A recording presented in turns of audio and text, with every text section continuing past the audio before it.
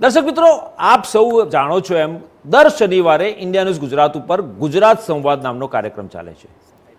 સાપ્તાહિક કાર્યક્રમ છે. ગુજરાતને લગતા મુદ્દાઓને લઈને અમે ચર્ચા કરતા હોઈએ છીએ. 3 પેનલિસ્ટ હોય છે, રાજકીય વિશ્લેષક હોય છે અને આમાં ગુજરાતને લગતા જ મુદ્દાઓની ચર્ચા કરવામાં આવે છે. અને ખાસ કરીને જે રાજકીય મુદ્દાઓ છે એ ઉપરાંત સામાજિક મુદ્દાઓને પણ અમે આવરી લેતા હોઈએ છીએ. બિઝનેસને લગતા મુદ્દાઓ હોય, વિકાસને લગતા મુદ્દા હોય, ગુજરાતને લગતા એને આવરી લઈને આ ચર્ચા કરતા હોઈએ છીએ. લોકસભાની ચૂંટણી પહેલા ભાજપે માસ્ટર સ્ટ્રોક માર્યો છે. કોંગ્રેસના ધારાસભ્યોના વોકઆઉટ બાદ ગુજરાત વિધાનસભાના વિશેષ સત્રમાં ગુજરાત સરકારે જે પ્રકારે ઓબીસી માટેનું વિધેયક છે, 27% અનામત આપતું વિધેયક, એ પસાર કર્યું. કોંગ્રેસે વોકઆઉટ કરી દીધો અને કોંગ્રેસના વોકઆઉટ બાદ આ બિલ પસાર થયું. પરંતુ જે પ્રકારે ઝવેરી કમિશનનો રિપોર્ટ હતો, રિપોર્ટના આધારે 27% સ્થાનિક સ્વરાજ્યની ચૂંટણીઓમાં 27% અનામત ઓબીસી માટેની કરી દીધી છે. એટલે કે ટૂંકમાં જેટલી પણ સ્થાનિક સ્વરાજ્ય, મહાનગરપાલિકા હોય, નગરપાલિકા હોય, જિલ્લા પંચાયત, બધામાં 27% ઓબીસી અનામત રહેશે. એટલે ખાસો એવો મોટો ફટકો માર્યો છે, માસ્ટર સ્ટ્રોક માર્યો છે 2024ની ચૂંટણી પહેલાં. 2024ની ચૂંટણી પહેલાં એટલા માટે કહી રહ્યો છું કારણ કે 2024ની ચૂંટણી પણ ઓબીસીની રાજનીતિ પર જ ચાલવાની છે અને એના આધારે જ તમામ પક્ષો આ વખતે ચૂંટણી લડવાના મૂડમાં છે. કારણ કે જે પ્રકારે ભાજપે માસ્ટર સ્ટ્રોક માર્યો છે, કોંગ્રેસે વોકઆઉટ કર્યો અને જે પ્રકારનું જે ગતિવિધિ છે, કોંગ્રેસે વિરોધ કર્યો છે. કોંગ્રેસના ધારાસભ્યો, કોંગ્રેસના વિધાનસભા પક્ષમાં જે નેતા છે તેમણે પણ વિરોધ કર્યો, અમિત ચાવડાએ, અને કોંગ્રેસે વોકઆઉટની સાથે સાથે ઝવેરી કમિશનનો રિપોર્ટ જાહેર કરવા પણ માંગણી કરી. આ બિલ પસાર થતાં જ હવે સ્થાનિક સ્વરાજ્યની સંસ્થાઓમાં 27% અનામત લાગુ થઈ ગઈ છે. ગુજરાતમાં 50%થી વધુ વસ્તી ઓબીસી સમાજમાંથી આવે છે. ત્યારે લોકસભાની ચૂંટણી પહેલા વિધાનસભામાં આ બિલ પસાર કરી ભાજપે ગુજરાતની અડધી વસ્તીને સાધવાનો પ્રયાસ કર્યો છે. બિલ પસાર થતાં હવે 8 મહાનગરપાલિકામાં 181 બેઠક ઓબીસી માટે અનામત થઈ જશે, તો 33 જિલ્લા પંચાયતની અંદાજે 105 બેઠક, જે હવે બિલ આવતા 206 થઈ જશે. જ્યારે તાલુકા પંચાયતમાં 906 બેઠક અનામત થશે, તો ગ્રામ પંચાયતમાં 22,617 બેઠક અનામત થશે. 156 નગરપાલિકાઓમાં 1270 બેઠકો ઓબીસી સમાજ માટે અનામત થશે. તો આજે ગુજરાત સંવાદમાં આ જ મામલે, ભાજપના માસ્ટર સ્ટ્રોક મામલે સંવાદ કરવા માટે આપણી સાથે ઉપસ્થિત છે આઈટીવી નેટવર્કના consulting editor Sudhir S Raval, વરિષ્ઠ પત્રકાર વિનીતા પરીખ અને રાજકીય વિશ્લેષક વાસુદેવ પટેલ. આ ત્રણનું સ્વાગત છે. સૌથી પહેલો સુધીર સર, આપણે સવાલ કરું કે ઓબીસીની રાજનીતિ, જે પ્રકારે ભાજપે માસ્ટર સ્ટ્રોક માર્યો, અનામત 27% આપતું વિધેયક પસાર કર્યું અને જે પ્રકારે 2024ની લોકસભાની ચૂંટણી પણ આવી રહી છે, થોડા સમય પહેલાં આપણે જોયું કે રાહુલ ગાંધીએ જે પ્રકારે મોદી સરનેમને લઈને ટિપ્પણી કરી હતી, એ સંદર્ભમાં એમને સજા પણ થઈ અને સુપ્રીમ કોર્ટમાં અત્યારે કેસ પડતર છે. ત્યારે આ સંજોગોમાં ઓબીસીની રાજનીતિ તરફ ભાજપ અને કોંગ્રેસ પણ એ તરફ આગળ વધ્યું હોય એવું લાગી રહ્યું છે. શું કહેવું તમારું? અભિજીતભાઈ, ઓબીસીનું જે રાજકારણ છે એટલી, અને આ જે સમસ્યા છે, જે રીતે તમે જેને માસ્ટર સ્ટ્રોક કહો છો અને કોંગ્રેસે જેને વોકઆઉટ કર્યું છે, એટલે ભાજપ જેને માસ્ટર સ્ટ્રોક ગણે છે ને કોંગ્રેસે નારાજ છે, તો આ વિષય એકચ્યુઅલી બે રીતનો છે. એક તો રાજકીય છે અને એક સામાજિક છે. રાજકીયમાં તમે જાણો છો કે મોટા ભાગે વોટ બેંકનું જ પોલિટિક્સ હોય છે. મત બેંકની કેવી રીતના કોને રાજી કરવા, તો જો દાખલા કે ભારતીય જનતા પક્ષ માટે એને અત્યારે ચૂંટણી વખતે જ આ વસ્તુ રિપોર્ટ એક્સેપ્ટ કરીને સરકારમાં બહુમતીના જોરે નિયમ કરીને એક યશ લેવાની વાત છે કે અમે ઓબીસીને 27% મતદાન આપ્યું.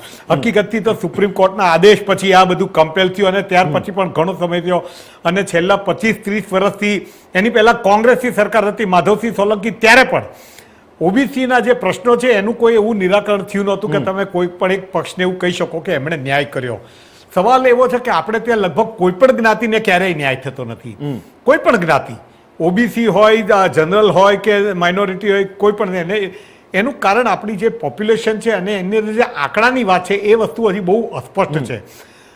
ભારતીય જનતા પક્ષ હવે 27%ની અમે ક્રેડિટ લેવાની વાત કરીએ, એની સામે કોંગ્રેસ પાસે કહેવા માટેના મુદ્દા ઘણા બધા છે. ઝવેરી કમિશનનો રિપોર્ટ નથી આપ્યો અને એ પણ એવું કહે છે કે આ 52%ની જે વાત છે ઓબીસી એક અંદાજે છે અને એ છે એની નજીક હશે. હકીકતથી તો જાતિ આધારિત જનગણના થઈ જ નથી. બીજું એ થવી જોવે કે નહીં થવી જોઈએ એનું પણ એક મોટી ચર્ચા ચાલી રહી છે.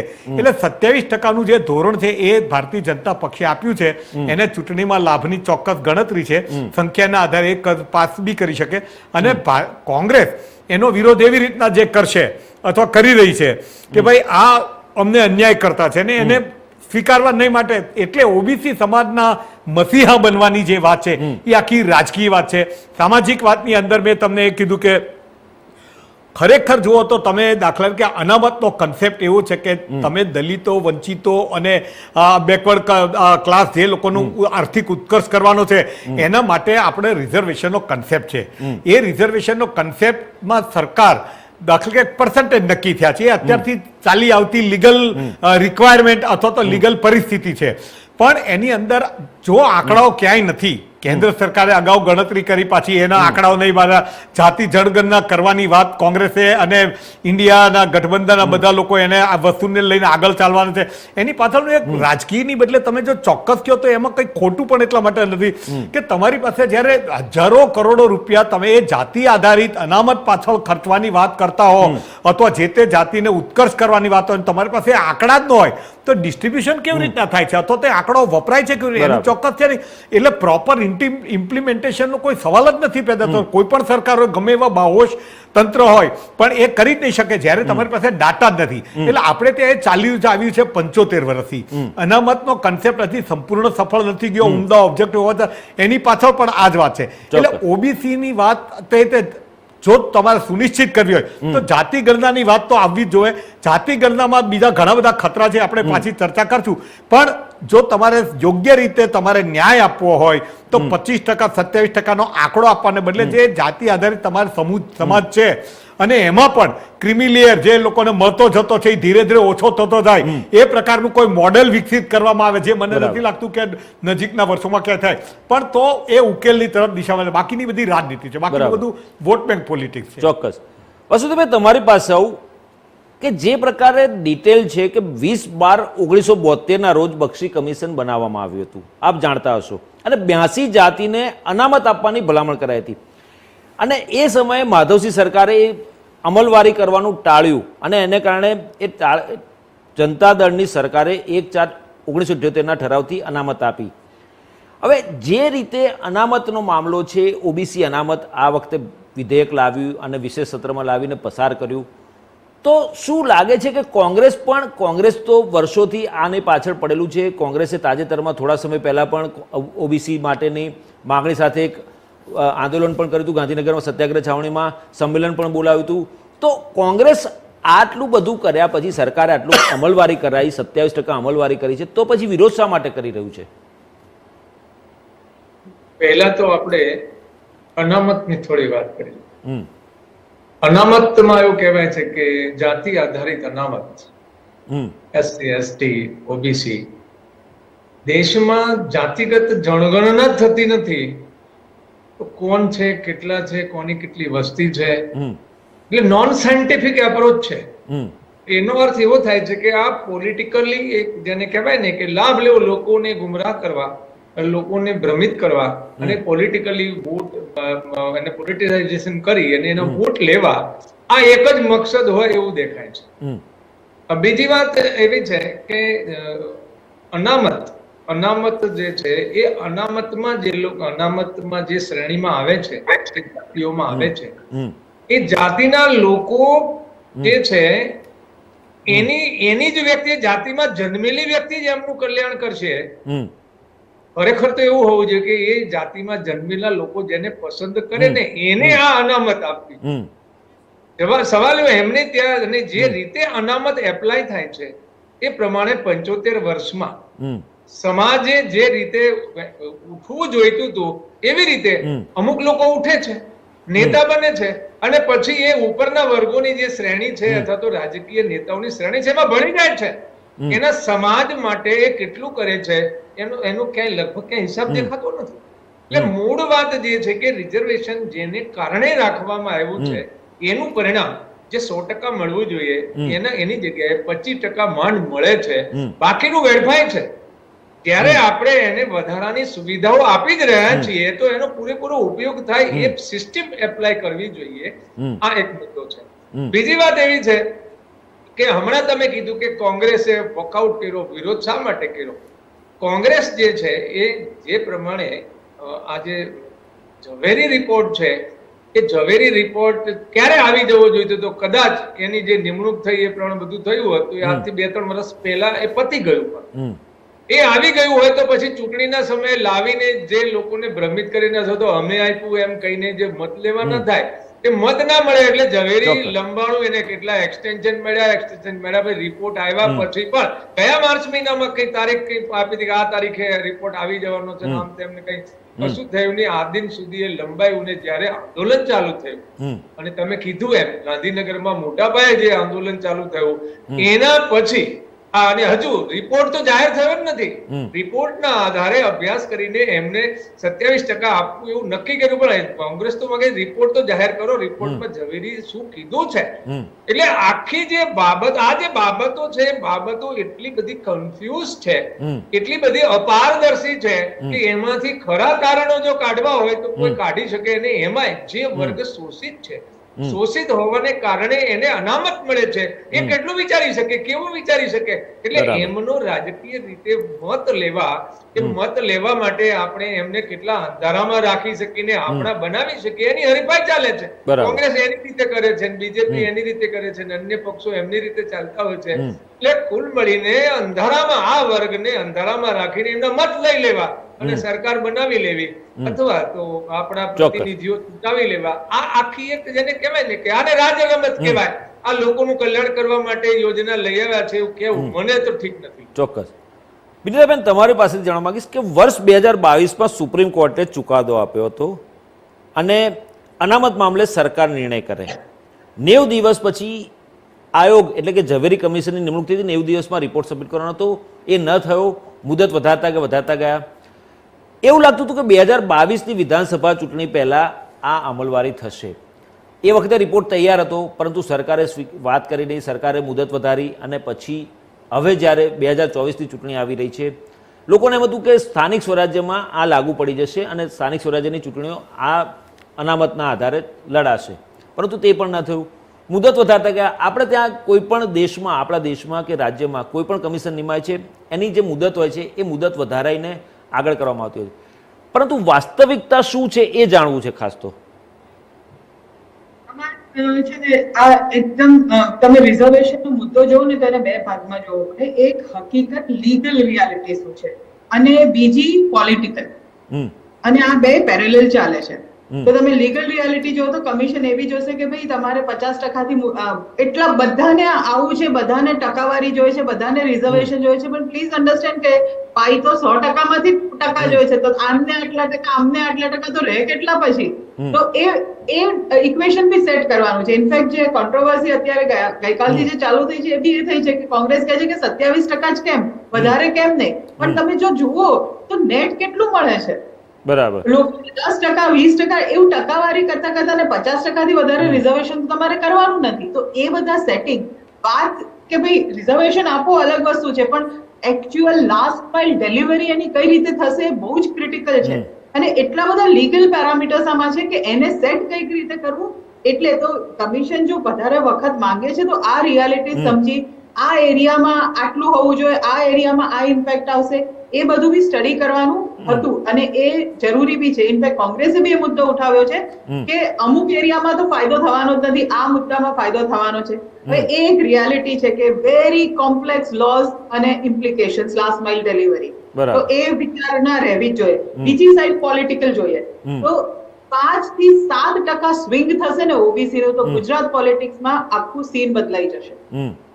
તો ઓબ્વિયસ તમે આપણે ગયા વખતે બી જોયું હતું જ્યારે હાર્દિક પટેલ, જિગ્નેશ મેવાણી ને અલ્પેશ ઠાકોરના નામ એકદમ પ્રોમિનન્ટ આવી ગયા હતા, બીકોઝ આખું પોલિટિક્સ એના પર હતું. કોળી વોટ, ઓબીસી વોટ અને પાટીદાર વોટ. તમે જો તો ગુજરાત પોલિટિક્સમાં બહુ જ હ્યુજ ઇમ્પેક્ટ છે આ બધા, અને એના લીધે પોલિટિકલી એ બહુ જ એક્સપીરિયન્સ છે કે કઈ રીતનું ને કેમનું ડિસિઝન લેવાય. એટલે આનું બેલેન્સ ઓબ્વિયસલી કરવું જ પડે. પાવરની વસ્તુ છે. Reservation is all about power politics. આપણે સોશિયલ ગુડ માટે સારું છે અને એટલે જ આપણા કોન્સ્ટિટ્યુશને બી રિઝર્વેશન એક્સેપ્ટ કરેલું છે. Historically speaking it was required, પણ પછી એટલું કોમ્પ્લેક્સ હતું, કયું લીગલ પેરામીટર્સ આવતા ગયા, પોલિટિકલ એસ્પિરેશન્સ આવતા ગયા હતા, પોલિટિકલ રિયાલિટીઝ આવતી ગઈ છે. એટલે આ બધું checks and balance is what you are seeing right now. બરાબર.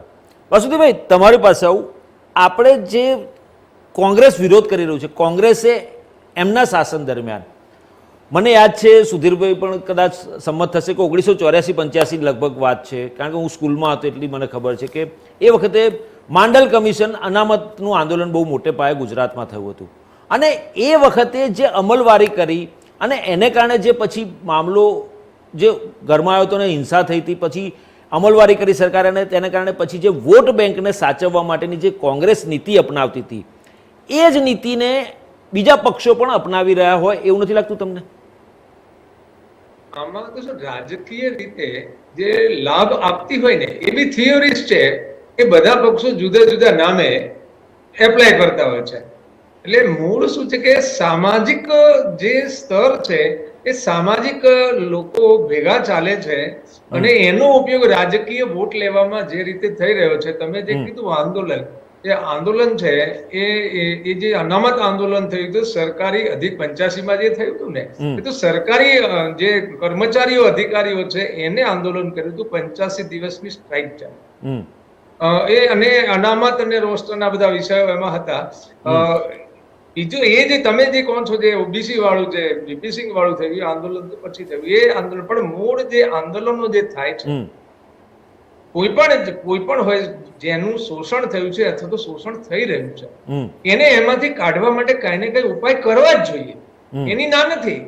પણ જે રીતે આ દેશમાં ઉપાય થઈ રહ્યા છે એનો પોલિટિકલી એનો ઉપયોગ કરી લેવો અને સરકાર બનાવવામાં એમના મત લઈ લેવા, આ જે છે એટલે જે પ્રમાણે વિષયો ચાલે છે એ પ્રમાણે એની નીતિઓ નથી, પણ એમની દાનત નથી. એટલે આખી જે સમસ્યા ગૂંચવાય છે એનું કારણ એનો ખરો લાભ જતો નથી. કારણ શું છે? મેં પહેલા કીધું એમ કે એ માની લો કે આમાં અનામતમાં આટલા ઉમેદવારો જીતશે, બરાબર, એમાંથી અમુક લોકોની નેતાગીરી ખીલશે, એ બધાનું શું થશે? એ બધા એમનું સમાજની ભલાઈ કરવા જવાના છે? ના, એ બધા શું કરશે? પોતાનું ઘર હાજુ કરશે અને પછી આગલી હરોળ છે એની સાથે ભળી જશે. એટલે અને બીજું એવું, તમે જો આજે પણ જે સમસ્યાઓ છે શોષિત વર્ગ સાથેની, જે લોકો આ પ્રવાહમાં આવે છે, રાજકીય પ્રવાહમાં, અને પછી ધનવાન થઈ જાય છે અથવા તો સુખી સંપન્ન થઈ જાય છે, એની સાથે શોષણનો કોઈ સવાલ જ રહેતો નથી. એનો અર્થ એવો થાય છે કે તમે બધાને રાજકીય ક્ષેત્રમાં લઈ લો તો બધાનું આ આખી નીતિ નીકળી જશે. એવું કરવું હોય ને તો એવું આ દેશમાં સંભવ છે, કારણ કે મૂળભૂત રીતે બંધારણમાં એનું પ્રાવધાન જ આ છે. બરાબર. આ તો આપણે 47માં આપણને 2 પાવર મળ્યા દેશના નાગરિકોને. એક પાવર મળ્યો કાનૂન બનાવવાનો અને બીજો પાવર મળ્યો સરકાર રચવાનો. બંધારણ બન્યું એટલે આ બંને પાવર છે એ પ્રતિનિધિ તરીકે ધારાસભ્ય સંસદ સભ્યને જતા રહ્યા અને આ દિન સુધી ગયેલા છે, પાછા આવતા નથી. હવે તમારે એમ્પાવર લોકોને કરવાના હોય, તમને એવું લાગે કે શોષિત વર્ગને અમારે એમ્પાવર કરવો છે તો એને કાયદો પસાર કરવાનો મતદાનથી આપી દો ને, અને મંત્રીમંડળ સાધુ મંત્રીમંડળની સીધી ચૂંટણીઓ થાય, એમાંથી મંત્રીમંડળ બને, ધારાસભ્ય બનાવીને સંસદ સભ્ય બનાવીને મંત્રીઓ બનાવીને કામ શું છે? તો એને એમ્પાવર જ કરવા હોય તો તમારે પાવર એમ્પાવર કરવા માટે પાવર જોઈએ. આ તો બધા વહીવટદારો છે. સરકારો કોણ છે? સરકારી નોકરો છે. સંસદમાં બેઠા છે અને ધારાસભામાં જે બેઠા છે ને એ ગૃહમાં જે કામ કરે છે એ સત્તાધીશો છે, એની પાસે પાવર છે. એ પાવર લઈને તમે મતદાતાઓને આપો. જે સ્વાયત્તતાનો જે કોન્સેપ્ટ છે આર્ટિકલ 40 માં, એ આ છે કે તમે ગામ સભાને એમ્પાવર કરો, એને કાનૂન બનાવવાનો અધિકાર આપો, એને સરકાર બનાવવાનો અધિકાર આપો. એ જાતે સરકાર બનાવશે એટલે તો સરપંચની સીધી ચૂંટણી થાય છે.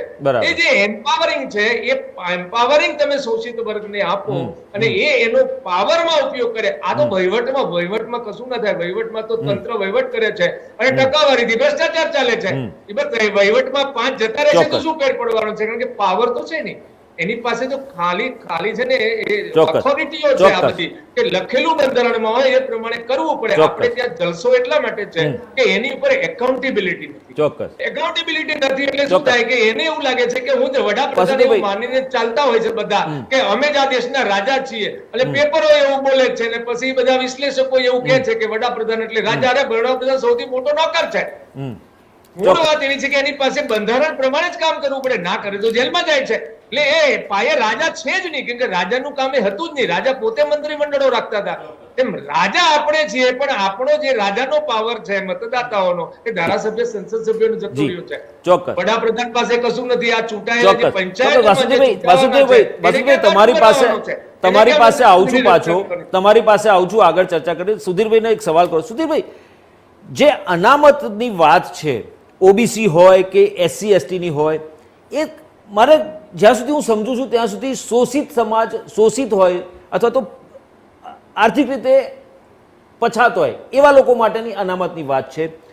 તો પછી ઓબીસી સમાજમાં તો એવા ઘણા સમાજ છે કે જે પૈસે ટકે સુખી છે, એમને કોઈ જાતની તકલીફ નથી, તેમ છતાં પણ એ લોકોને અનામત આપવામાં આવે છે. આપણે 27% ઓબીસી અનામત લાગુ કરી, ચલો સારી વાત છે. આ સિવાય એસસી એસટી માટેની પણ અલગ અનામત છે. તો સામાન્ય વર્ગના લોકોને નુકસાન કેટલું થશે આમાં, આવી અનામતોમાં? બહુ મહત્વનો પ્રશ્ન છે અભિજીતભાઈ. આખી વાત છે અનામતની પ્રથા એટલા ઉમદા હેતુ માટે આપણે ત્યાં કરવામાં આવી હતી, અને તમને ખ્યાલ હશે કે 10 જ વર્ષ માટે કરવામાં આવી હતી. સ્વાભાવિક છે કે 10 વર્ષ ન થયું તો 15 વર્ષમાં કે 20 વર્ષમાં, પણ આજે 75 વર્ષે પણ જો અનામત ચાલુ રાખવી પડે છે, એની પાછળના શું કારણો? કંઈક તો કારણ છે. એક તો વોટ બેંક પોલિટિક્સ બની ગયું છે, બધાને ખબર છે, પણ આંકડાઓની ચોક્કસતામાં તો કોઈ નથી જતા. એટલે સવાલ નિષ્ઠાનો આવે છે. નિષ્ઠા અને કાર્યદક્ષતા, આ બંને બાબતોની અંદર આપણા રાજકારણીઓ, આપણી રાજકીય પક્ષો અને વહીવટી તંત્રથી લોકો તમામ સરિયામ નિષ્ફળ નીવડ્યા છે. અને તમને બે કાઢ, તમને કોઈ સિક્કો હોય તો એની બે બાજુ કયો, તો એક પોઝિટિવ બાજુ ને એક નેગેટિવ બાજુ હોય. હું તમને અત્યારે વાત કરું કે એક જાતિ જનગણનાની આધારે વાત ચાલી રહી છે. શું દલીલ દેવામાં આવે છે કે ચોક્કસ આંકડાઓ હોવા જોઈએ તેથી કરીને થાય, તો સરસ વાત છે અને એ સાચી વાત છે.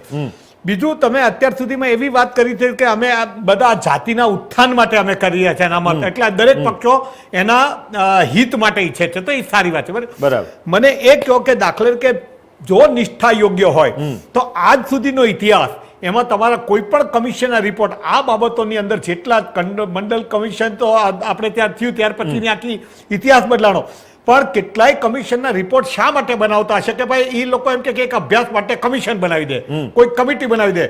શરૂઆતમાં એની મુદત 6 મહિનાની રાખે, પછી બીજી 6 મહિના મુદત કરે, 2 વર્ષ એમને, પછી પાછું આવે સરકાર. પછી સરકાર પાસે કોઈ પણ કમિશનનો રિપોર્ટ સ્વીકાર કરવો કે ન કરવો એની સત્તા હોય છે, એટલે એ પછી એમને પડ્યો રહે, વળી પાછી રાજકારણ ચાલતો. એટલે નિષ્ઠાની બાબતની અંદર એક આ બાબત આખી ખોટી છે જે તમે જોવા મળો છો.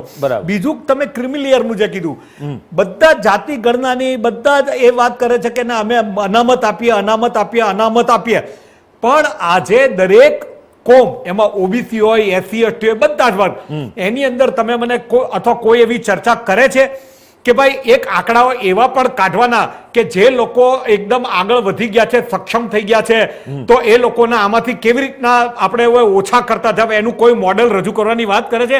આ જાતિ ગણના ત્યાં તો તમે કોઈ પણ એક રાજકીય પક્ષને એમ કહો કે હવે ફોર્મેટ કેવું હોવું છે, તો કોઈ ફોર્મેટમાં એવું નહીં મળે કે ભાઈ અત્યારે તમે આની અંદર જેટલા સક્ષમ થઈ ગયા છે, જે લોકો અનામત લાભ નથી મળતા એના કાઢી નાખવા જોઈએ તરત જ. અને કોઈ રાજકીય નેતામાં એવી હિંમત નથી કે એ બાબતની એવી રીતના છેડે. એક કમિશનનો રિપોર્ટ પણ એવો કે જે 4 તબક્કાની અંદર આપણે ત્યાં એ વસ્તુ કરવાની છે, પણ એ રિપોર્ટ પણ અભરાઈએ ચડાવી દેવામાં આવ્યો છે. એટલે કુલ મળીને નિષ્ઠાની બાબતમાં 0 છે. અને એટલા માટે, અને છેલ્લે તમને કહું, તમે એક પણ જે બાબતો છે, આ જે દાખલા તરીકે જેટલી કમિશન અરે જેટલી જાતિઓ છે, દરેક જાતિઓને પૂછો, આ જાતિઓની અંદર 75 વર્ષનું સર્વૈયું કાઢો તો એ પ્રત્યેક જાતિની અંદર કેટલાક ખાસ લોકોને એની સદ્ધરતા થઈ ગયા છે અને કેટલાક લોકોને અનામતનો લાભ જ નથી મળ્યો અને કેટલાક લોકોને મધ્યમ મળ્યા કરે છે. આ બધાનું એનાલિસિસ ક્યાં થાય છે? આ બધાની ચિંતા સરકાર ક્યાં કરે છે? આ બધી બાબતોની અંદર સમાજ ચિંતકો કરે, મારા તમારા જેવા ડિબેટમાં બોલ્યા કરે, પણ એની પહોંચ કેટલી કે સરકારને ઝુકાવી શકે કે રાજકારણીઓ ઉપર દબાવ લાવી શકે એવું. કુલ મળીને નિષ્ઠા જ્યાં સુધી સારી નહીં થાય ત્યાં સુધી અનામત, અત્યારે અનામતના કોઈ વૈકલ્પિક મોડલ જેને તમે અનામત નામ રાખો કે ગમે રાખો, પણ એટલું ચોક્કસ થવું જોઈએ કે સમાજની અંદર જાતિ કોઈ પણ હોય, મેરિટના ભોગે નહીં, પણ જાતિ આધારે જેટલા લોકો આર્થિક રીતે ખરાબ છે, બીજી રીતે સદીઓથી હજી વંચિત છે, બધાનો ઉત્કર્ષ કરવા માટેનું એક લીક પ્રૂફ મોડેલ બને. પણ એના માટે કોઈ સાહસિક રાજકીય નેતા, રાજકીય ઈચ્છા શક્તિ વાળા આવે તો ભારત દેશ આશા રાખી શકે. ચોક્કસ. વિનીતાબેન, ટૂંકમાં રાજકીય નિષ્ઠા હોવી જરૂરી છે, જે નિષ્ઠા છે જ નહીં કોઈ પણ રાજકીય પક્ષો, એક ભાજપ હોય, કોંગ્રેસ હોય, XYZ પક્ષ હોય, નિષ્ઠા નથી. એને કારણે જ આ બધા જે ગોટાળા થાય છે, કુંડાળા થાય છે અને જે ગોળ ગોળ વાતો થાય છે બધી, એને કારણે ગૂંચવાડો ઊભો થાય છે અને સમાજ પણ ક્યાંક ને ક્યાંક અંધારામાં રહે છે. વિનીતાબેન, તમારી પાસે આવું ઝવેરી કમિશનનો રિપોર્ટ સબમિટ થઈ ગયો, પરંતુ સાર્વજનિક નથી કરવામાં આવ્યો. એની પાછળનું કારણ શું? કારણ કે 52 થી 53% ઓબીસીની વસ્તી હોવાનું તારણ નીકાળવામાં આવ્યું છે અથવા તો કરાવવામાં આવ્યું છે. વાસ્તવિકતા શું છે એ હજી સુધી કોઈ પિક્ચરમાં આવ્યું નથી. તો આ બાબતે શું કહેવું તમારું?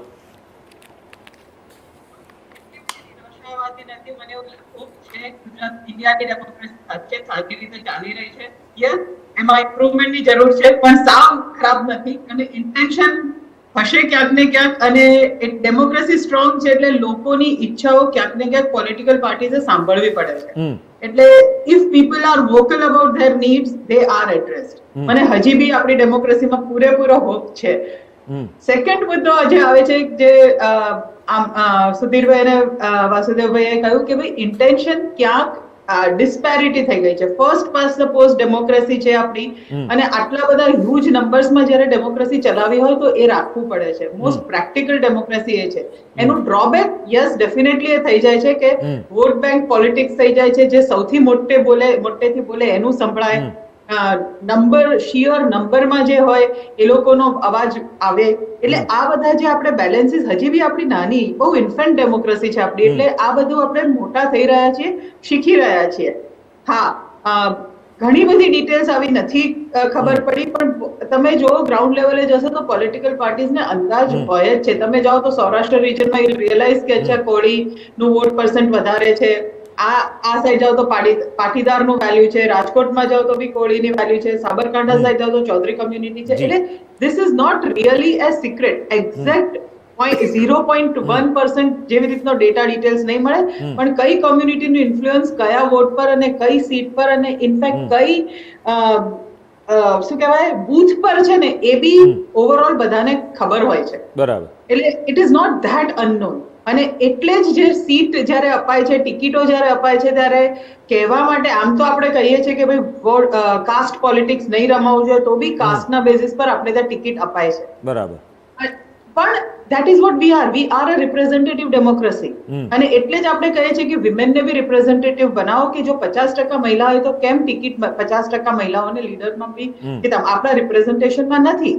એટલે થિયોરેટિકલી ઘણું સારું લાગે છે, પ્રેક્ટિકલ જતા અને જ્યાં બી પાવર હોય ત્યાં ખેંચતાણ તો રહેવાની જ છે. બરાબર. અને that is the I feel કે હેલ્ધી વસ્તુ છે કે આવી ખેંચતાણ આટલી સ્ટ્રોંગ થાય છે, કારણ કે પાવર બહુ છે આપણા લીડર્સના હાથમાં. બધા હું ને તમે જઈને ડિસિઝન્સ તો નથી લેવાના, આપણે કોઈકને તો પાવર આપવાનો છે ડિસિઝનનો. એટલે જેમ ઉપર જતું જાય ને હાયરાર્કી જેમ થતી જાય ડેમોક્રેસીમાં, પાવર ક્યાંક ને ક્યાંક તો ભેગો થવાનો જ છે.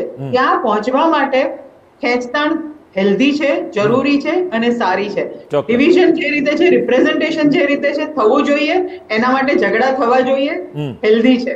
બરાબર. સુધીરભાઈ, જે રીતે વિધેયક પસાર કરવામાં આવ્યું, કોંગ્રેસે બોયકોટ કર્યો, વોકઆઉટ કર્યું, અને કોંગ્રેસનો આક્ષેપ છે કે જે રિપોર્ટ આવ્યો પછી કમિટીની રચના કરવી જોઈએ અને એનો અભ્યાસ થવો જોઈએ, તલસ્પર્શી અભ્યાસ થવો જોઈએ, એ પછી વિધેયક લાવીને તેને પસાર કરવું જોઈએ અને ચર્ચા કરવી જોઈએ. એ બધું કર્યા વગર જ આ પ્રકારનું વિધેયક લાવીને પસાર કરી દીધું. બીજું એવું પણ ભાજપ પણ એવો આક્ષેપ કર્યો છે કે 1993માં આ બાબતનું બિલ લાવવામાં આવ્યું હતું ત્યારે ભાજપે સમર્થન આપ્યું હતું. તો આ જે આક્ષેપ પ્રતિ આક્ષેપનો દોર છે એ કેટલું વાસ્તવિકતા છે, કેટલી સાચી વાત છે આમાં? સુધીરભાઈ, મને કીધું. હા, અચ્છા, એટલે હું તમને કહું છું, આપણા જે અગાઉ કોંગ્રેસ સરકારોના અભ્યાસ તમે તારણ કાઢો, આપણે ત્યાં શું છે કે બહુ ટૂંકા ગાળા ઉપર જ તે લોકોની યાદશક્તિ રહે છે, ટૂંકા ગાળા ઉપર જ તે અવલોકન થતું હોય છે. એટલે સરકારો બદલે, પણ તમે જો મોરલેસ દરેક સરકારોનું વલણ એવું જ હોય છે કે જેનાથી એના ક્યાં અંદર કન્ટ્રોવર્સીમાં ફસાતા નથી. અત્યાર સુધી કોઈ રિપોર્ટ એવા છે કે જે રિપોર્ટ આવ્યા હોય જાતિ ગણનાની ઉપર, એટલે જાતિના આધારિત અનામતની બાબતની અંદર હોય તો એ આવ્યો રિપોર્ટને તરત તૈયાર થઈ ગયું નથી હોતું.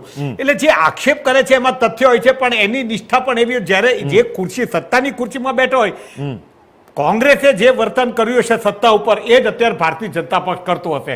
તમે એનો ટ્રેક રેકોર્ડ જોઈ લો. કારણ કે સરકારને એવું છે કે સરકારે કર્યું છે એવું બતાડવાનું છે, અને વિપક્ષને એવું છે કે વિપક્ષ એ લોકોએ નથી કર્યું એવું બતાવવાનું. એટલે મેરિટ્સની એમાં કઈ વાત જ નથી અભિજીતભાઈ. મેરિટ્સ તો તમે ત્યારે રિપોર્ટ આપો તો જ વાત આવે. મને એ જ કહો કે આ જો રિપોર્ટ કમિશન બનાવે, ઝવેરી કમિશનનો રિપોર્ટ ફોર એક્ઝામ્પલ, તો એ કેમ એની ચર્ચા ન થાય, કેમ બહાર ન આવે? અત્યારે આપણે જે કેન્દ્ર સરકારમાં તે જાતિ ગણનાના અગાઉ યુપીએ વખતે તે ગણના થઈ હતી તો એ રિપોર્ટ બહાર નહીં આવ્યો, તો કેમ નહીં આવ્યો? તો પણ કર્યું શું કામ? શા માટે દેશના 2 વર્ષ 3 વર્ષ બગાડે? શા માટે લોકોની આકાંક્ષાઓને થોડી તમે બનાવી રાખ્યા? એક બધી એક પ્રકારની રાજનીતિની બનાવટ છે કે નહીં? તો વહીવટી ગંભીરતા નથી ક્યાંય આગળ, એ મુદ્દો છે. એટલે અત્યારે ભારતીય જનતા પક્ષ ખોટું બોલે છે કે કોંગ્રેસ સાચું બોલે છે, કે ભૂતકાળમાં કોંગ્રેસ ખોટું બોલતી ને આજે ભાજપ સાચું બોલ, એ વાત જ બિલકુલ અસ્થાને છે. મેરિટની અંદર કંઈ જતા નથી. આ તમે રિપોર્ટની ઉપર મેં તમને અગાઉ જે આ દાખલો દીધો એવો જ છે. અત્યારે એવા કોઈ ચર્ચા ક્યાંય નથી થતી આ બે પક્ષમાંથી કે ભાઈ દાખલા કે આની અંદર આર્થિક સદ્ધર થઈ ગયા એવા કયા વર્ગને આપણે કાઢવા. નથી કોઈ આ જાતિ વર્ગના નેતાઓ બોલતા. તમે અમિત ચાવડાને પૂછો કે ભારતીય જનતા પક્ષના કોઈ જાને પૂછો તો એ લોકો વાત જ સાંભળવા નહીં તૈયાર હોય. તો પછી એનો મતલબ તમે અનામતને જ રાખવા માંગો છો, પણ બાકી તમારે જાતિ આધારિત જાતિને જ સાચવવા માંગો છો.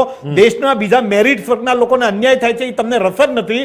આ એક આખી વાત બહુ ચોખ્ખી વાત છે, બહુ નિર્લજ્જ વાત છે. આપણી રાજનીતિ જ એટલી, વોટ બેંક પોલિટિક્સ એટલી નિર્લજ્જ થઈ ગઈ છે કે એક વોટ બેંક પર ધ્યેય હોવું જોઈએ વંચિત ગરીબ એ લોકોનું ઉત્થાન હોવું, તમામ પ્રકારે સમાજના એમને સમાનતા લાવી શકે એ દરજ્જો મળે એ હોવું જોઈએ. એ ધ્યેય હતો.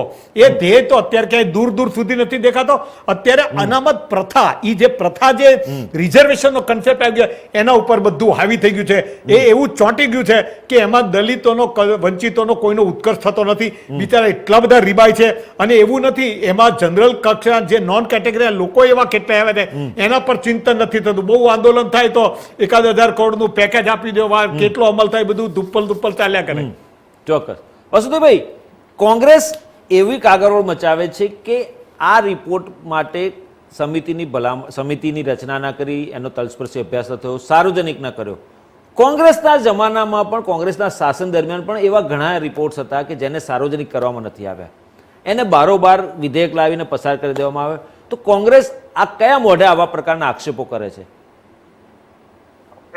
જેને આપણે લોકશાહી કહીએ છીએ એની બલિહારી એ છે કે સત્તા પક્ષ જે બને ને, એ ભાજપ હોય, કોંગ્રેસ હોય, ગમે તે હોય, એ સત્તા પક્ષનો રોલ અદા કરે છે. આ નાટક એક ડ્રામાના રોલ હોય ને, એમાં રોલ છે. વિપક્ષનો રોલ શું છે? વિરોધ કરવાનો. સત્તા પક્ષનો રોલ છે સત્તા ભોગવીને ભ્રષ્ટાચાર કરવાનો. આ રોલ પક્ષ બદલાય પણ આ રોલમાં કોઈ બદલ થતો નથી. એનું આ ઉદાહરણ છે. વાત સાચી જ કરતો હોય છે વિપક્ષ જયારે કરે છે. ધારો કે અત્યારે એને વાત કરી કે ભાઈ રિપોર્ટ આવ્યો ઝવેરી કમિશનનો, તો તમે એને ખુલ્લો મૂકો. એને જે ભલામણો કરી છે એનો અભ્યાસ થાય, બીજા બધા લોકો અભ્યાસ કરે, અભ્યાસ કર્યા પછી એની ઉપર ચર્ચા થાય, ચર્ચા થયા પછી એની ઉપર અમલ કેવી રીતે થઈ શકે એને માટે તમે કઈ સમિતિ બનાવવાનો, પછી અમલ પર પછી તમે કાનૂન ફ્રેમ કરો તો 4-6 મહિના લાગશે. પણ પછી એમાં પછી કોર્ટમાં જઈને કોર્ટ પાસેથી આ કાયદો ખોટો બન્યો છે એવું તો નહીં કરાવવું પડે ને. કોર્ટ કહે છે, અત્યારે પણ સુપ્રીમ કોર્ટના ઓબ્ઝર્વેશન છે કે કાનૂન બનાવનાર બુદ્ધિ નથી વાપરતા, કાનૂન બને છે ને અમારે કેટલા સુધારવાના અહીં આવ્યા પછી. એટલે આ જે પરિસ્થિતિ થઈ છે એ પરિસ્થિતિનું જે કારણ છે ને, એ કારણ એવું છે, આ સમજવા જેવું કારણ છે કે આ પરિસ્થિતિ જે બની છે દેશની, એની પાછળ મૂળભૂત રીતે જવાબદેહીતા નથી. માની લો અત્યારે સુપ્રીમ, અત્યારે કોર્ટ છે, અદાલતો છે, ન્યાયતંત્ર છે એવું કહેવાય છે, બરાબર? ન્યાયતંત્રનું કામ શું છે? ન્યાય આપવાનો. ન્યાય ન મળે એની ચિંતા કરવાનો, એના રસ્તા શોધવાનો. 7 કરોડ કેસ એવું કહેવાય છે, 6-7 કરોડ કેસ આ દેશમાં પેન્ડિંગ છે. કરે છે શું કોર્ટ? મને સમજાવો ને તમે. એની પર કોઈ જવાબદેહીતા નથી કે ભાઈ વર્ષના જે કઈ હોય બેકલોગ કેટલો હોય. અને કદાચ આખો 100 કરોડનો દેશ છે તો એકાદ, જેને કહેવાય 1% આ તો તમે 6 કરોડ એટલે 12 કરોડ પાર્ટી થઈ અને 12 કરોડ પરિવાર થયા. 12 કરોડ એકમાં 4 ગણો તો 50 કરોડ લોકો તો ન્યાયની રાહ જોઈને બેઠા છે કાગડોળે. કારણ શું? કે ન્યાય તંત્રની જે અદાલતો છે એની ઉપર એકાઉન્ટેબિલિટી નથી કે તમારે ન્યાય તોડવો જ પડશે. આમ નહીં તોડો તો આમ થશે, આમ નહીં તોડાય તો આમ થશે.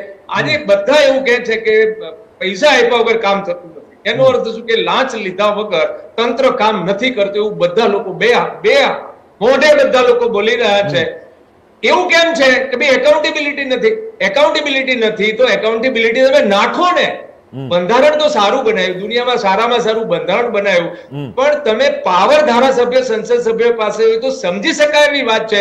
તમે મંત્રીમંડળને ડિસ્ક્રિશનરી કેવી રીતે આપો છો? ડિલે, ડિસ્ક્રિમિનેશન અને ડિસ્ક્રિશનરી તમારું મંત્રીમંડળ ભોગવે છે. એ નીચે આપે એટલે અધિકારીઓ ભોગવે છે. છેક નીચલી પાયદાન ઉપર સરકારી કર્મચારી બેઠો છે એની પાસે પણ ડિસ્ક્રિશનરી છે. એટલે તમે એટલે આખી આ જે સમસ્યા છે, કારણ કે ઝવેરી પંચ હતું, હવે પંચ માટે ધારો કે કોઈને તમે પંચ બેસાડો, આ તો શું થાય છે કે ટલે ચડાવવા પંચ બેસાડી દેવામાં આવે છે, તપાસો સોંપી દેવામાં આવે છે, તો કોઈ પંચ પહેરીને આપી દે. તો ગુજરાતમાં કેટલા આવા તમે પેલા જોયા હશે કે નિમણૂક કરી દીધી પછી એને ટલે ચડાવી દેવાનું. વિષયો ટલે ચડાવવા માટે ઉપયોગ થઈ રહ્યો છે. તો જ્યાં બંધારણીય પ્રાવધાન છે અથવા તો કાનૂનન પ્રાવધાન છે એનો દુરુપયોગ થતો દેખાય તો એમાં દુરુપયોગ કરનારને સજા નહીં થાય. આ એકાઉન્ટેબિલિટી મેનેજરિયલ પાવર હોય. ચર્ચા બંધારણ સભામાં એ થઈ હતી, પણ અંતે કલેક્ટરેટ સિસ્ટમ અને એડવેન્ચરિયલ જે છે ન્યાય વ્યવસ્થા એને અમલમાં મૂકી. એટલે આમાં તો વાદ વિવાદ થાય. શક્તિશાળી માણસના ફેવરમાં જ જજમેન્ટ જવાના છે, સરકારના હોય કે કોર્ટના હોય. કારણ કે તાકતવર માણસ છે, 1 લાખ રૂપિયા એક વખત ઉભું થવાનો ફી લે છે સુપ્રીમ કોર્ટનો વકીલ. કોણ ક્યાં લડવા જઈ શકવાનું છે? કેરળમાં બેઠેલો થોડો દિલ્હીમાં જઈને લડવાનો છે. એટલે આ બધી જે એકાઉન્ટેબલ વગરની જે આખી લોકશાહી છે, ઠીક છે લોકશાહી છે, બેને કીધું એ વાત સાચી છે કે જેવી છે એની પણ લોકશાહી છે, પણ મૂળ વાત એવી છે કે એકાઉન્ટેબિલિટી વગરની લોકશાહી છે ને ડિક્ટેટરશિપ કહેવાય. આ લોકોને સમજાવવાની જરૂર છે કે વ્યવસ્થા વાળા સરકાર પાસે કેટલો પાવર હોય. એને તો મેનેજરિયલ તરીકે એક મેનેજર તરીકે નોકરી કરવાની છે. સરકારી અધિકારીઓ જે છે બધા નોકર છે, સીધી વાત છે, પગાર લઈને કામ કરે છે, નિયમ પ્રમાણે કામ કરવાનું છે. તેમ છતાંય ન કરે, ડિલે, ડિસ્ક્રિમિનેશન, ડિસ્ક્રિશનરી કરે, મોડું વહેલું કરી શકે, ભેદભાવ કરી શકે અને ધારે તો નહીં કરે તો એને તો કોઈ સજા થતી નથી. એટલે આ આખી જે વ્યવસ્થા જે છે એ વ્યવસ્થાનો રાજનૈતિક પાર્ટી વાળા બિન ડેમોક્રેટિક પાર્ટીઓ ચાલે છે. કારણ કે એનું પ્રાવધાન નથી બંધારણમાં રાજકીય પક્ષનું કે જૂથનું. એ ટિકિટો આપે છે ને એને આપેલી ટિકિટો આપેલા ચૂંટાય છે. એટલે નોન ડેમોક્રેટિક રાજકીય પક્ષો છે, નોન ડેમોક્રેટિક એટલે મેનેજરિયલ પાવર વગરની અથવા તો ડિસ્ક્રિશનરી પાવર વાળી વ્યવસ્થાઓ છે. આમાં ડેમોક્રેસી કે આમાં લોકો ક્યાં? લોકો તો ઉમેદવાર નક્કી કરવાનું કામ એ લોકો પાસે નથી. એ જો એ રાજકીય પક્ષો એ ચૂંટણી પંચ જોડે મેળુપણું કરીને પડાવી લીધું છે અને એનો નક્કી કરેલો ચૂંટાય છે. એટલે આખી જે વ્યવસ્થા છે એ વ્યવસ્થા ઉપર પુનર્વિચાર થાય તો જેને શોષિત લોકોને જે આપણે મદદ કરવી છે એને માટે લોકો નિષ્ઠા બતાવે અથવા તો એને માટે એક કામ કરે. બાકી તો ગમે તેમ કરીને સત્તા બનાવો, ભ્રષ્ટાચાર કરો. આ એક સિસ્ટમ. ચોક્કસ. વિનીતાબેન, તમારી પાસે આવું. સરકારે કમિટીની રચના ન કરી, તલસ્પર્શી અભ્યાસ ન કરાવ્યો અને પછી અમલવારી કરવી જોઈતી હતી. પરંતુ 2024ની ચૂંટણી આવી રહી છે. આપણે કહેવાય છે અંગ્રેજીમાં ડિલે ઇઝ ડેન્જરસ. એ નીતિ હોય અને એને કારણે આ તાત્કાલિક અસરથી વિધેયક લાવીને વિધાનસભામાં પસાર કરી દીધું અને 2024ની ચૂંટણીમાં મત અંકે કરવાની જે નીતિ છે, આ ચલો સ્થાનિક સ્વરાજ્યની ચૂંટણીમાં આનો અમલવારી થવાનો છે. પરંતુ કાલ ઉઠીને એ શૈક્ષણિક સંગઠનોમાં, શૈક્ષણિક આપણા વાતાવરણમાં પણ આવવાની છે. શૈક્ષણિક વ્યવસ્થા જે છે એમાં પણ આને અમલવારી થશે. જેમ SC STમાં અત્યારે જે પ્રકારની ટકાવારી છે બેઠકોની અનામત રાખવાની, તો OBCની અનામતની ટકાવારી પણ આવશે અને એમાં દાખલ થશે તો સામાન્ય વર્ગના વિદ્યાર્થીઓને ભારે તકલીફ પડશે. તો સરકારો જે કોઈ છે એ સરકારો આ બધા સમાજનું જુએ છે, પણ સામાન્ય વર્ગના સમાજ માટે શું? એના માટે કોઈ એવી નીતિ બનાવવાની કે એવી કોઈ અનામત રાખવાની કોઈ સ્ટ્રેટેજી ખરી? આપણે અગાઉ ચર્ચા કરી હતી કે ક્રીમી લેયરની વાત કરી કે ભાઈ IAS થઈ ગયેલા હોય OBC કેન્ડિડેટ, એમના છોકરાઓ બી હજી કઈ રીતે પછાત વર્ગમાં ગણાય. એ બધી આર્ગ્યુમેન્ટ્સ થયેલી છે. એટલે જ ક્રીમી લેયરને કાઢી કાઢવાની વાત હતી. 50% ની જે સીલિંગ છે એ એટલે જ એડવોકેટ કરેલી છે. આ બધી રિયાલિટીઝ છે અને એ ધીરે ધીરે જેમ આ રીતે પ્રેશર આવશે ને રિઝર્વેશનનું એમ ડિમાન્ડ વધશે. હવે એક બીજું એક એ થયું છે કે everybody wants to be OBC. પહેલા એવું હતું કે અમે રિઝર્વ કેટેગરીના નથી, હવે અમે રિઝર્વ કેટેગરીના માં નાખો એના માટે આંદોલન થઈ રહ્યા છે. સો વેરેવર યુ સી એ ક્યાંક ને ક્યાંક પાવર છે એટલે એનું ડિસ્ટ્રીબ્યુશન તો થવાનું. પાણી જેવું જ છે પાવરનું બી વહેણ. એટલે બધા ડિમાન્ડ કરશે, બધા ડિવિઝન કરશે એટલે થશે જ. એટલે સરકાર ભલે ના વિચારતી હોય તો બી લોકો તો પોતાના માટે વિચારશે ને રસ્તો કાઢવાના જ છે. And that is why democracy અને પાવરનું ડિસ્ટ્રીબ્યુશન બહુ સ્લો પ્રોસેસ છે. બરાબર. સ્ટ્રક્ચર છે આપણા માટે અને એ ડિમાન્ડ ચાલુ જ રહેશે અને રહેવી બી જોઈએ. બરાબર, ચોક્કસ. સુધીરભાઈ, તમારી પાસે આવું. જે રીતે આખી અમલવારી થઈ રહી છે અને જે રીતે રાજનીતિ થઈ રહી છે, આમાં સમાજને ફાયદો કેટલો થાય છે એ તો સમાજના લોકો જ જાણે, પણ રાજકીય પક્ષો અને નેતાઓને ઘણો ફાયદો થતો હોય છે. શું કહેવું તમારી બાબત? આપણા દેશમાં બે વિચારધારાઓ ચાલે છે. તમે જોયું છે પહેલેથી આજ સુધી, આઝાદી પહેલાંથી પણ. તમે જમણેરી ડાબેરી કહો કે જે કહો, પણ એક દાખલા તરીકે આપણે એક સર્વધર્મ સંભાવ કહો કે સેક્યુલરિઝમ કહો, એક કોંગ્રેસ ચાલે છે. એક હિન્દુત્વની વાત કરો જેમાં થોડી આક્રમકતા છે એ એના આધારે ચાલતો એ આરએસએસ ચાલે છે. આરએસએસની રાજકીય પાક એટલે ભારતીય જનતા પક્ષ. જી, કોંગ્રેસની અંદર જે એક સૈદ્ધાંતિક રીતે જે સ્વીકારવામાં આવ્યું છે, જે આપણા બંધારણમાં આવ્યું છે કે it is A union of state, જુદી જુદી સંસ્કૃતિના લોકો પોતપોતાની રીતે આવે છે. અને બીજું, સદીઓથી ભારતીય સંસ્કૃતિ જાતિઓમાં વેચાયેલી છે, જે અત્યારે આપણા બંધારણમાં રિફ્લેક્ટ થાય છે. બંધારણ રાષ્ટ્રીય સ્વયંસેવક સંઘ વાત સંસ્કૃતિની કરે છે, પણ એ હિન્દુસ્તાન એક દેશ છે એમ કરીને એક દેશ એક કરીને વાત કરે, એટલે એ જાતિઓને સ્વીકારતા નથી. પણ મોહન ભાગવતે હમણાં કીધું હતું કે અનામત ચાલુ રહેવી જોઈએ. તો દાખલા તરીકે આખી વિરોધાભાસી વાત છે. એટલે જે મૂળમાં દાખલા તરીકે જો 2018માં રાજનાથ સિંહે પાર્લામેન્ટમાં રાજ્યસભાના એક પ્રશ્નમાં કીધું હતું કે જાતિ ગણના આધારિત અત્યારે જે થઈ રહી છે ને એના આંકડા સરકાર જાહેર કરશે.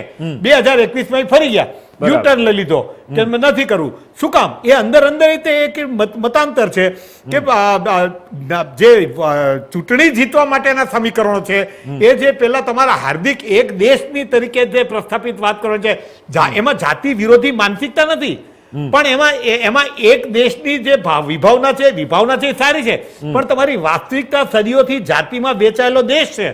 એટલે આખી બે બાબતનું જે ભવંડર ચાલી રહ્યું છે એ આખા મુદ્દાની પાછળ ચાલશે. એટલે જાતિઓની અંદર વિભાજિત થયેલો દેશ છે તો તમે સૈદ્ધાંતિક રીતે એવું જોઈ શકો કે દરેકને યોગ્ય પ્રતિનિધિત્વ મળે એ પ્રમાણે જાતિઓનું હોવું જોઈએ. પણ તો પછી એકલી ઓબીસી એસસી એસટી જ ના હોવા જોઈએ. તો પછી તમારા દેશની અંદર 1000 જાતિઓ તો 1000 જાતિના આંકડા પ્રમાણે તમે વેચો તો બધાને હરકે ભાગે લાડુ વેચી શકાય. 1000 થાળમાં 1000 લાડુ તો 1000 માણસ છે બધાને એક એક આપી શકાય. કોક વધારે લઈ જાય, કોક ઓછો લઈ જાય, કોક લૂંટી જાય, બાકીનો ભૂખ્યો રહે, એ બધું ના ચાલે. એટલે ત્યાં અગેન વાત આ જે રાજકારણમાં એ જ છે. અને આપણે ત્યાં કાર્યદક્ષતાનો પ્રોબ્લેમ છે. એટલે કુલ મળીને દેશી ભાષામાં કહું ને તો આ આખી બાબત, આ આખી સમસ્યામાં બે પ્રશ્નો છે. દાનતનો પણ પ્રોબ્લેમ છે ને આવડતનો પ્રોબ્લેમ છે. બરાબર, ચોક્કસ. વિનીતાબેન, તમારી પાસે આવું. જે રીતે અનામતનું ભૂત ધૂણતું હોય છે, વખતો વખત આપણે વર્ષોથી જોતા આવ્યા છે કે ક્યાંક ને ક્યાંક કોક ને કોક રાજ્યમાં, કોક ને કોક શહેરમાં અનામતના મામલે આંદોલન થતા હોય છે, દેખાવો થતા હોય છે. આપણે 2015માં જોયું, હાર્દિક પટેલે પાટીદાર માટે અનામત આંદોલન કર્યું હતું, વિશાળ આંદોલન હતું, મોટું આંદોલન હતું. સરકારો બદલાઈ ગઈ, પરંતુ જે પ્રકારે પાટીદાર સમાજની વાત છે તે સમાજ તો સુખી સંપન્ન સમાજ છે, તેમ છતાં અનામતની વાત કરી. બીજા ઘણા સમાજ છે. આ પ્રકારની અનામતની વાત આવે અથવા તો અનામત લાગુ કરવામાં આવે તો સમાજમાં વિભાજન પડતું એવું નથી લાગતું તમને?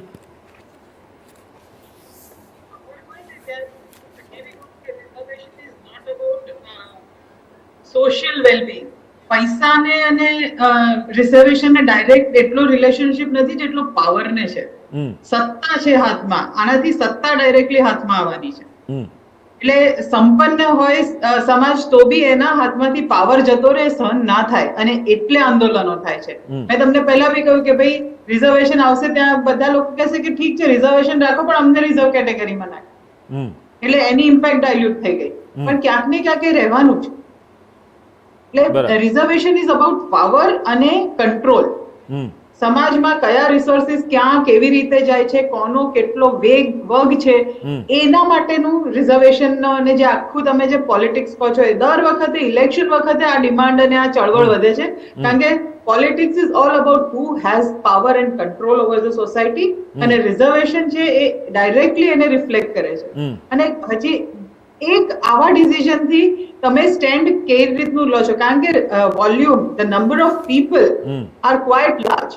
અને ફર્સ્ટ પાસ ધ પોસ્ટ ડેમોક્રેસીમાં એક વોટની વેલ્યુ બહુ બધી છે, એટલે આ એક આવું ડિસિઝન આવે એમાં 5 થી 7% વોટ સ્વિંગ થઈ જાય છે, આખા ને આખા સત્તા ને ફેરફાર એના લીધે થઈ જાય, એટલે એ તો રહેવાનું છે. બરાબર. વસુદેવભાઈ, છેલ્લો સવાલ કરું. જે રીતે ઓબીસીની અનામતની જાહેરાત થઈ, થોડા સમય પહેલા આપણા રાજ્યસભાની 3 બેઠકોની ચૂંટણી થઈ. ચલો, એ બિનહરીફ જાહેર થયા 3 ઉમેદવારો ભાજપના, એસ જયશંકર, પછી વાંકાનેરના રાજકુમાર અને ઉત્તર ગુજરાતના, એમ 3 ઉમેદવારોને મેદાનમાં ઉતાર્યા. 2 ઉમેદવારો ઓબીસીના નેતાઓ છે ભાજપના. એ વખતથી જ લાગતું હતું કે ઓબીસીની રાજનીતિ તરફ ભાજપ આગળ વધી રહ્યું છે. 2024માં આ જ મુદ્દા ઉપર આગળ વધવાનું છે. 2020-21ની વાત કરું, 2020-21માં પણ જ્યારે રાજ્યસભાની ચૂંટણી હતી, શક્તિસિંહ ગોહિલ, ભરતસિંહ સોલંકી, નરહરી અમીન બધા ચૂંટણી લડ્યા હતા. એ વખતે પણ પાટીદાર સમુદાયને વધારે પ્રાધાન્યતા આપવા માટે કોંગ્રેસના નેતાઓ પ્રેશર કરી રહ્યા હતા, પરંતુ કોઈક કારણસર ભરતસિંહે નાક દબાવીને એ વખતે ભરતસિંહ સોલંકી પોતે ટિકિટ મેળવીને ઊભા રહ્યા હતા અને હારી ગયા. પરંતુ જે પ્રકારે બંને પક્ષો જાતિગત રાજકારણ કરે છે, બંને પક્ષો એવું કહી રહ્યા છે, આપણે ચર્ચામાં પણ આ સંવાદમાં પણ આપણે આવી ગયું કે જાતિગત રાજનીતિ નથી કરતા એવું કહે છે, પણ જાતિગત રાજનીતિ કરતા જ હોય છે. તો આ બધા પક્ષોને, રાજકીય પક્ષોને સમજાવશે કોણ કે જાતિગત રાજનીતિ કરવાને બદલે સમાજની ઉત્થાન થાય, સમાજની સેવા થાય, લોકોની જે સુવિધાઓ જોઈએ છે એ માટેના કાર્યો થાય, એ માટેની રાજનીતિ કરવી જોઈએ, એવું કોણ સમજાવી શકશે? એ તો છે ને, મતદાતા પાસે પાવર છે, મતદાતા જ સમજાવી શકે, આમને ઠેકાણ પાડી શકે. મતદાતાઓ છે એ કોઈના કોઈ પિરામિડ સિસ્ટમ શોધે અને એનાથી ઉમેદવાર શોધે, એમને ઉપયોગી હોય એવો ઉમેદવાર શોધે, મત આપી દે એટલે રાજકીય પક્ષો બાદ થઈ જાય, પૂરા થાય. દેશમાં એક જ ઝાટકે મતદાતાઓ જો સંકલિત અવસ્થામાં આવીને ઉમેદવાર શોધે અને પોતાને ઉપયોગી છે, પોતાના મતદાતાઓ માટે કામ કરશે, તો ઉમેદવાર શોધવાની પ્રક્રિયામાં જ ગડબડ છે.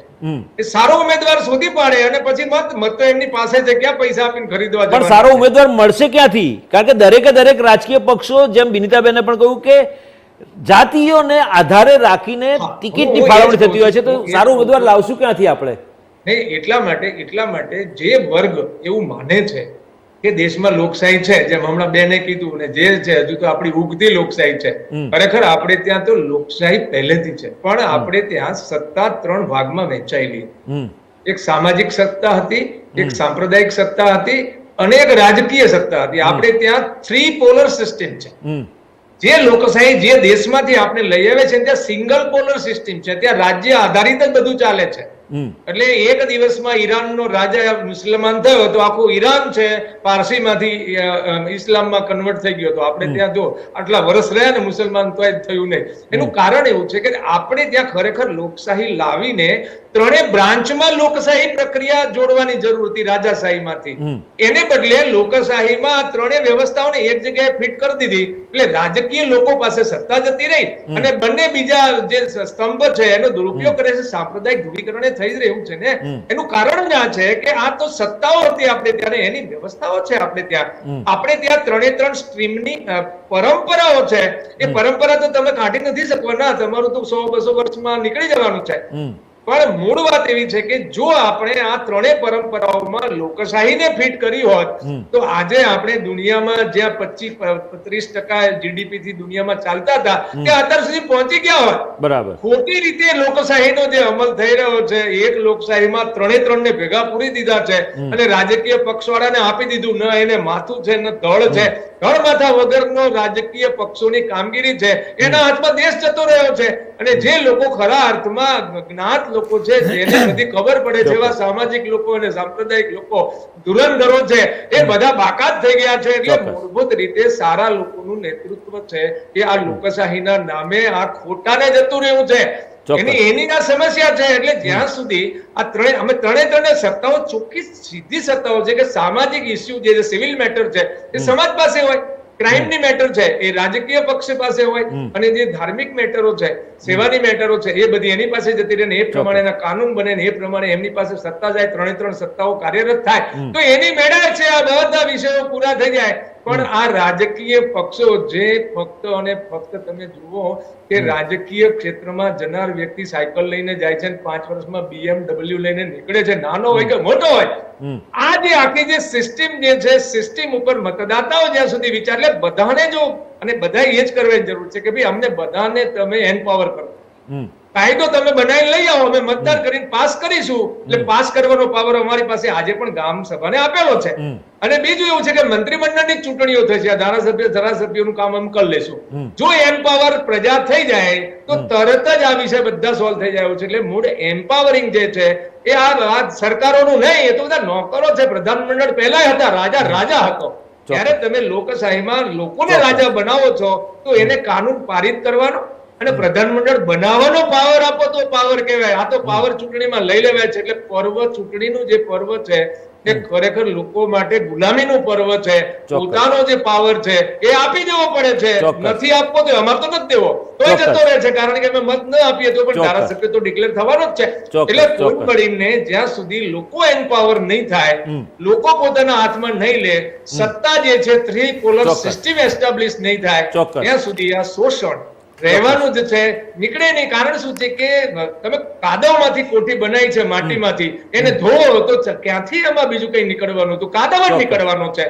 કાદવનું બનેલું છે આ લોકશાહી. ભારત માટે કાદવની કોઠી છે. એને તમે જેટલી ધોવા જશો, 75 વર્ષમાં તમે ધોઈ છે, કેટલો કાદવ નીકળ્યો છે, હજુ કેટલો નીકળશે, એનું માપ તમે કાઢશો તો ખબર પડશે કે આમાં એ સિવાય કઈ નીકળે એવું નથી. બેસિક ફેરફારોની જરૂર છે એવું. ચોક્કસ. સુધીરભાઈ, બિનિતાબેન, વાસુદેવભાઈ, આપ ત્રણનો ખૂબ ખૂબ આભાર અમારી સાથે ગુજરાત સંવાદમાં જોડાયા, સંવાદ કર્યો બદલ. તો દર્શક મિત્રો, જે રીતે ગુજરાત સરકારે બિલ પાસ કર્યું છે અને 2024ની ચૂંટણી માટેનું એક એજન્ડા પણ ફિક્સ કર્યો હોય એવું લાગી રહ્યું છે, કારણ કે જે પ્રકારે કોંગ્રેસ સ્વાભિમાન રેલી કરીને ઓબીસી અનામત માટેની માંગણી કરી રહ્યું હતું અને ભાજપે જે પ્રકારે ઝવેરી કમિશનના રિપોર્ટના આધારે 27% અનામતનું બિલ લાવી અને પસાર કરી દીધું, કોંગ્રેસે વિરોધ કર્યો.